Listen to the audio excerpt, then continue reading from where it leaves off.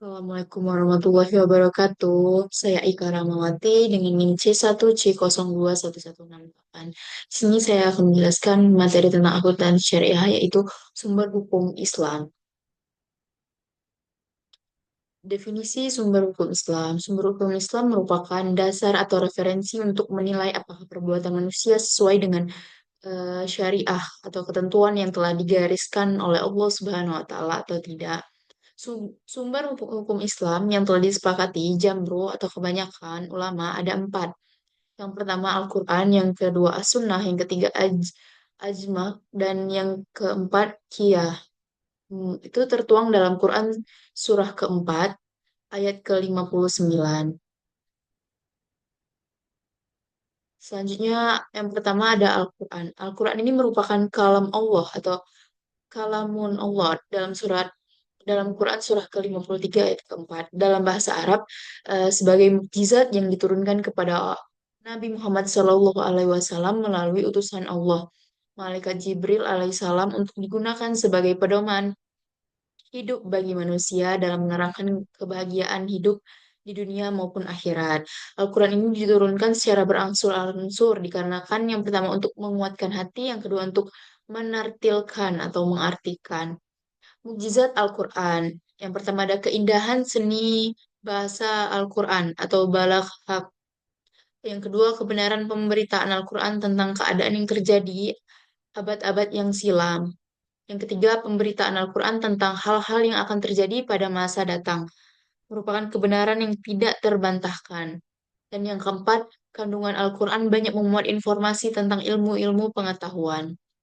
Fungsi Al-Quran yang pertama sebagai pedoman hidup, rahmat bagi alam semesta, cahaya petunjuk sebagai peringatan, penerangan, dan pembeda, pelajaran, sumber ilmu, sumber hukum, objek penyakit jiwa, pemberi kabar gembira, serta pedoman melakukan pencatatan.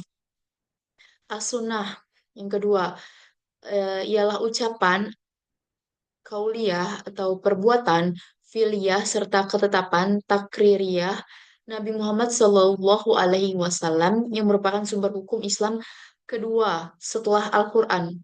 Fungsi as-sunnah yang pertama ada menguatkan hukum yang telah ditetapkan dalam Al-Quran. Yang kedua memberikan ketenangan ayat-ayat Al-Quran yang menjelaskan rincian ayat-ayat yang masih bersifat umum. Yang ketiga membatasi kemutlakannya. Yang keempat menghususkan keumumannya. Yang kelima menciptakan hukum baru yang tidak ada di dalam Al-Quran. Nah, yang ketiga ada ijma'. Ijma' ini merupakan kesepakatan para mujtahid dalam suatu masa setelah wafat Rasulullah Sallallahu Alaihi Wasallam terhadap hukum syara yang bersifat praktis dan merupakan sumber hukum Islam ketiga setelah Al-Quran dan As-Sunnah. Dalil yang menjadi dasar ijma' adalah sabda Rasulullah yang berbunyi, apa yang dipandang oleh kaum muslimin baik, maka menurut pandangan Allah juga baik. Tingkatan ijma ada tiga. Yang pertama ijma syarih ialah jika kau atau salah seorang ulama mengatakan hukum itu telah disepakati. Yang kedua ijma sukuti ialah sesuatu pendapat yang dikemukakan oleh seorang mujtahid.